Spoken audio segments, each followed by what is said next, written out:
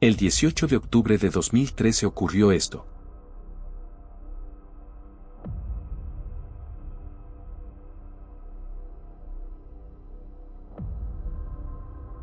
Puedes observarlo a él, el payaso, en los siguientes instantes. Este personaje acabaría con la vida de Francisco Rafael Arellano Félix, el líder tristemente conocido del grupo delictivo de Tijuana y uno de los individuos más peligrosos de México, frente a todos los asistentes en la celebración de su cumpleaños número 63. Hoy conoceremos al payaso ejecutor, Wazbek, el sicario de mayor rango del cártel de Sinaloa, más conocido como el Chino Anthrax, y te contaré su historia. Comienzos turbulentos. José Rodrigo Arechiga Gamboa tuvo una educación normal y privilegiada. Nació el 15 de junio en la ciudad de Culiacán, el corazón del estado de Sinaloa, México. Su familia era muy respetada y acomodada, su padre trabajaba como funcionario del gobierno y su madre era académica. Sin embargo, desde el principio hubo un problema que involucraba a los vecinos de Arechiga. Verás, la familia que vivía al lado durante su infancia era la de los Zambada. Si ese apellido no te resulta familiar, te lo explico en un momento. Ismael El Mayo Zambada García fue uno de los 4 fundadores del cártel de Sinaloa hace 35 años, en 1987. Cuando el Chapo Guzmán aún estaba activo, Zambada dirigía su propia facción. La única razón por la que no se habla tanto de él es que, a diferencia de El Chapo, que disfrutaba de la atención mediática, Zambada siempre prefirió ser igualmente despiadado y astuto, pero operar en las sombras. Ahora volvamos a la historia de Arechiga. El Mayo Zambada tuvo 3 hijos, Vicente Zambada Niebla, Ismael Zambada y Serafín Zambada Ortiz, quienes eran casi de la misma edad que José Rodrigo Arechiga. Al ser vecinos, crecieron juntos. Muchos años después, en un tribunal, la madre de Arechiga diría lo siguiente sobre la relación de su hijo con los Zambada: iban juntos a la escuela, jugaban juntos, practicaban deportes y asistían a eventos sociales juntos. Llegaron a ser los mejores amigos. Nadie sabe con exactitud cuánta influencia tuvieron los Zambada sobre Arechiga, pero se debe saber que el Mayo Zambada no protegía a sus hijos del mundo del cártel, pues era un negocio familiar. A medida que Arechiga crecía, no mostraba señales de que fuera a vivir una vida delictiva. Intentó convertirse en piloto del ejército mexicano, pero no superó el examen físico debido a una enfermedad de la piel llamada psoriasis. Así que Arechiga cambió su enfoque hacia otros intereses, decidiendo estudiar arquitectura en la universidad. Durante su tiempo en la universidad, 2 eventos cambiaron rápidamente su vida. Primero, tuvo una hija. Segundo, se casó.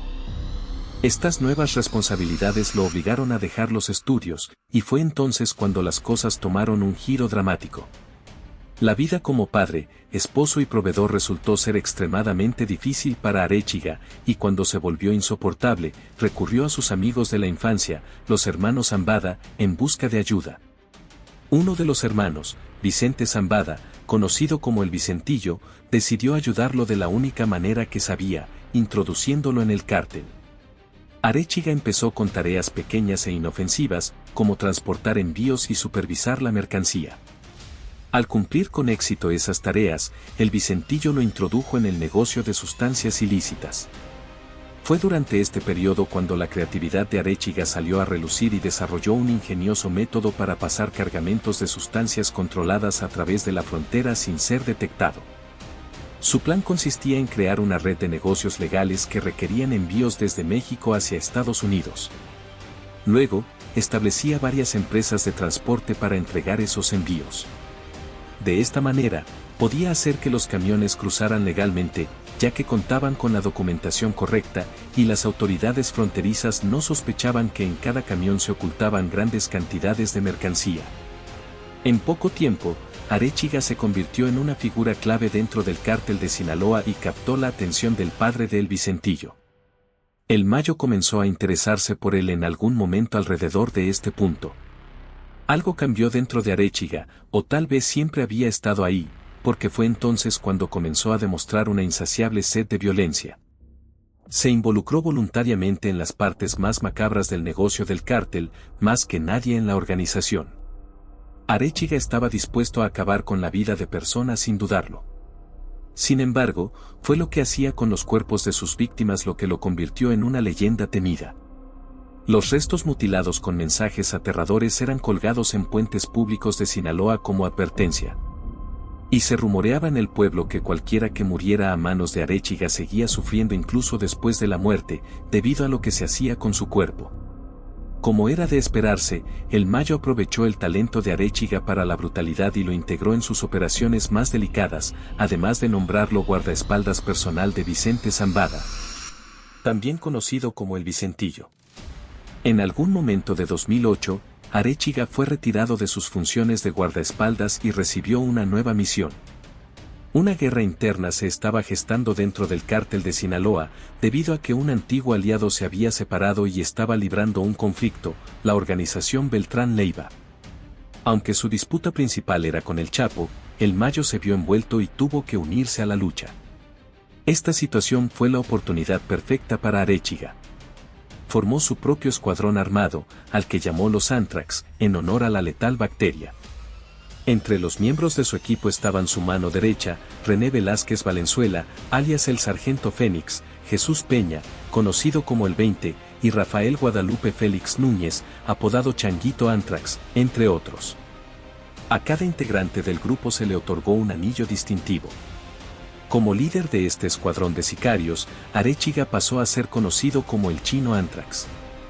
Tenía dos responsabilidades: la primera, proteger a el Mayo Zambada; la segunda, enfrentarse a cualquiera que se interpusiera en su camino. Para Arechiga y su grupo, esto significaba prácticamente cualquier persona. Los Anthrax desataron el caos en Sinaloa durante 5 años de incesante violencia, y Arechiga se convirtió en una figura temida. Cada enfrentamiento con los Beltrán Leiva resultaba en un baño de sangre, con numerosas bajas en ambos bandos, incluidos civiles. Mientras tanto, el ejército mexicano también intervino en el conflicto, intentando poner fin a ambas facciones. Con el tiempo, los miembros del grupo rival comenzaron a cansarse de los Anthrax y a eliminarlos. Incluso el ejército se unió a la persecución. Mientras tanto, Arechiga desarrolló un preocupante gusto por la fama. A medida que su banda continuaba asestando golpes, su liderazgo comenzó a debilitarse a los ojos de El Mayo. El 1 de noviembre de 2011, los Anthrax sufrieron uno de sus mayores golpes cuando un miembro cercano a Arechiga, Francisco García Rubio, conocido como Pancho, fue abatido durante un partido de fútbol sala en Culiacán, por pandilleros rivales del grupo de los Mazatlecos, brazo ejecutor de los Beltrán Leiva. La violenta represalia que siguió sacudió varias ciudades de Sinaloa durante meses. Cuerpos colgaban de puentes y civiles eran abatidos en parques infantiles. La violencia estaba por todas partes. Mientras Arechiga se vengaba de sus enemigos, también se dedicaba a otra cuestionable afición: convertirse en una figura pública en redes sociales. Aunque parezca increíble, Arechiga presumía de su riqueza en las redes y se convirtió en una especie de influencer. Ganó millones de dólares gracias al cártel, y como es de esperar, gastó esos millones en autos de lujo, yates, relojes y propiedades costosas. Incluso le dedicaron varios narcocorridos, algunos de los cuales lo describían como un hombre elegante, amante de los autos deportivos, los yates y el champán.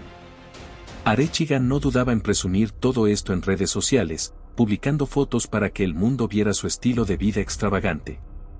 Incluso posó con celebridades como Paris Hilton.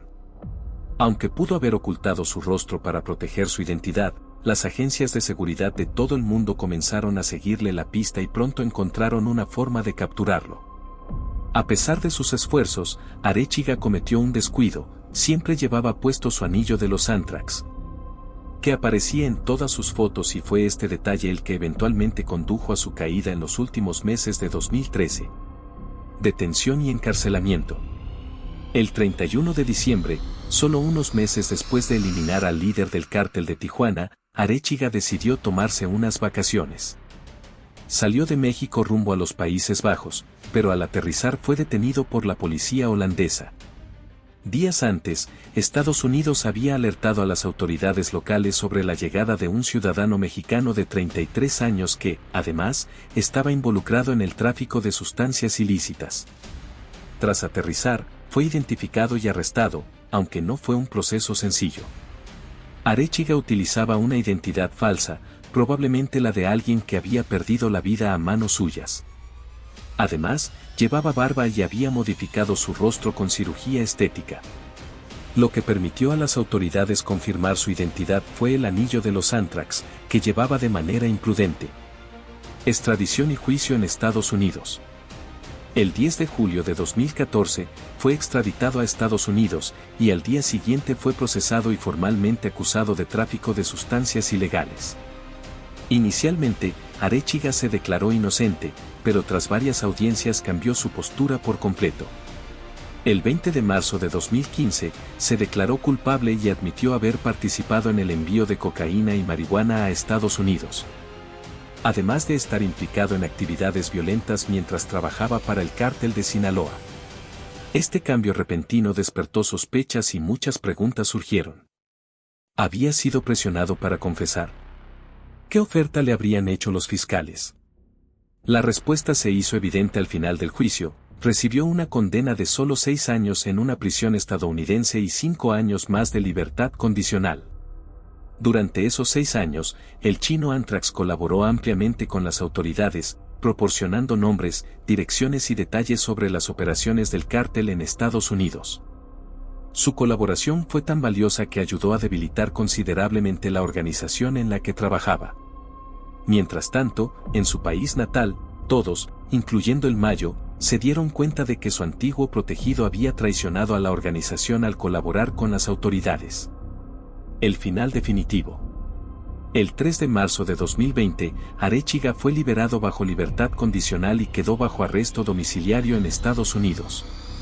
Por razones obvias, las condiciones de su libertad le restringían a moverse solo dentro de un radio de 500 metros de su residencia en California. Sin embargo, unos meses después, en mayo, rompió su libertad condicional y regresó a Culiacán para vivir con su hermana y su cuñado. Como era de esperarse, 10 días después, la noche del 14 de mayo de 2020, Arechiga, su hermana y su cuñado fueron atacados en su hogar por hombres armados que irrumpieron en la casa. Aunque Arechiga intentó defenderse, eventualmente se quedó sin municiones y fueron capturados. A la mañana siguiente, los cuerpos de los 3 fueron hallados en una camioneta negra, envueltos en telas y con las cabezas cubiertas por bolsas de plástico. Todos habían sido torturados y ejecutados a tiros. Se especuló mucho sobre quién podría haber ordenado el ataque. Algunos creen que podría haber sido el cártel de Tijuana, buscando venganza por acciones pasadas, mientras que otros señalan a los miembros restantes de la organización Beltrán Leiva, un grupo que ya había sido debilitado por las fuerzas militares mexicanas. Sin embargo, el ataque ocurrió en pleno territorio de Sinaloa, lo que hace improbable que alguien lanzara una ofensiva de esa magnitud sin que el Mayo o altos cargos del cártel lo supieran. Cuando no hubo represalias o respuestas por parte del cártel tras su asesinato, quedó claro que probablemente el Mayo fue quien ordenó su eliminación, o al menos permitió que ocurriera.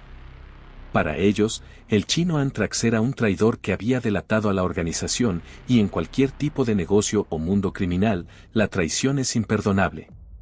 Entonces, ¿por qué Arechiga dejó la seguridad de su arresto domiciliario en Estados Unidos para regresar a Sinaloa, donde sabía que no era bienvenido? ¿Realmente pensó que lo perdonarían por lo que había hecho?